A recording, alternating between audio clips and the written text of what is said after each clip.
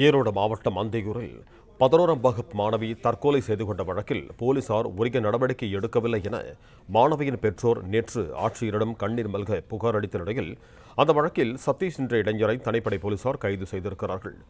இது தொடர்பான கூடுதல் விவரங்களோடு இணைக்கிறார் எமது செய்தியாளர் சக்திவேல். வணக்கம் சக்திவேல், உங்களிடம் இருக்கும் தகவல்களை சொல்லுங்க.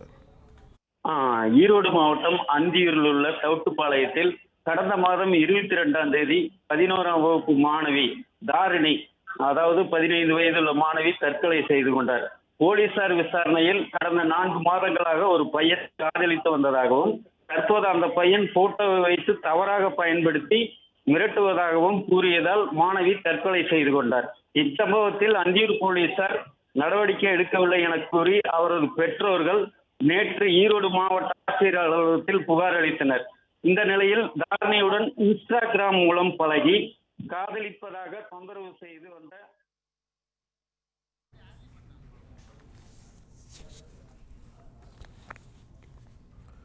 ஈரோடு மாவட்டம் அந்தியூரில் 11ஆம் வகுப்பு மாணவி தற்கொலை செய்து கொண்ட வழக்கில் போலீசார் உரிய நடவடிக்கை எடுக்கவில்லை என மாணவியின் பெற்றோர் நேற்று ஆட்சியரிடம் கண்ணீர் மல்க புகார் அளித்த நிலையில் அந்த வழக்கில் சதீஷ் என்ற இளைஞரை தனிப்படை போலீசார் கைது செய்திருக்கிறார்கள்.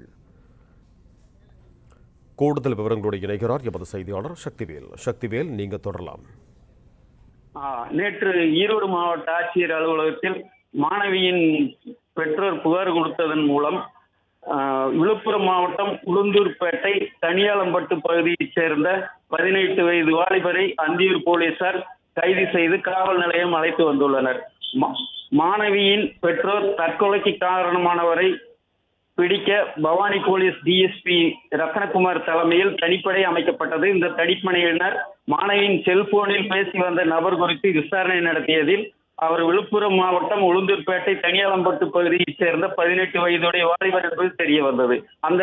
அந்த செல்போன் நம்பர் சுவிட்ச் ஆஃப் செய்திருந்ததால் தலைமறைவாக இருந்து வந்துள்ளார். இந்நிலையில் கடந்த 5 வாரங்களுக்கு பின் நேற்று விழுப்புரம் மாவட்டம் திருவண்ணை நல்லூரில் பதுங்கியிருந்த 18 வயது வாலிபரை போலீசார் கைது செய்து தற்போது விசாரணை நடத்தி வருகின்றனர். பிளே ஸ்டோர் மற்றும் ஆப் ஸ்டோரில் இருந்து பாலிமர் செயலியை QR கோடு மூலம் பதிவிறக்கம் செய்யுங்கள். செய்திகளை உடனுக்குடன் பெறுங்கள்.